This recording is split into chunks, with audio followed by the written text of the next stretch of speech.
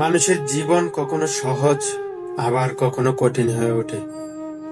সুখের সময়ে চারপাশে অনেক মানুষ ভিড় জমায়, অনেকে সঙ্গ দিতে এগিয়ে আসে। কিন্তু জীবনের কঠিন সময়ে, দুঃখ কষ্টে যখন একজন মানুষের সত্যিকার অর্থে পাশে দাঁড়াবার প্রয়োজন হয়, তখনই বোঝা যায় কে আসলেই আপন।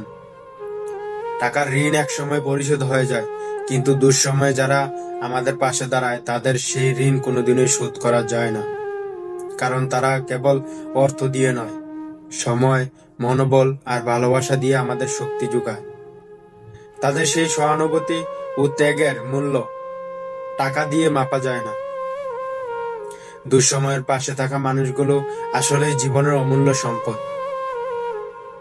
তারা হয়তো খুব বেশি কিছু দেয় না, কিন্তু তাদের উপস্থিতি হয়ে ওঠে সাহস আর আশার আলো।